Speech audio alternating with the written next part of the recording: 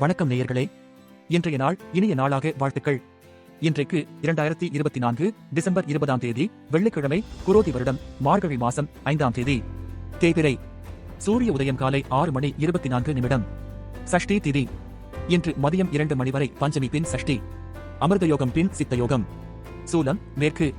பரிகாரம் வெல்லம். தனுர் லக்கினம். நட்சத்திரம் இன்று முழுவதும் மகம். கீழ்நோக்கு நாள்.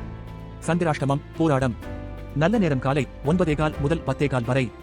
மாலை 4:45 முதல் 5:45 வரை. கௌரி நல்ல நேரம் மதியம் 12:15 முதல் 1:15 வரை.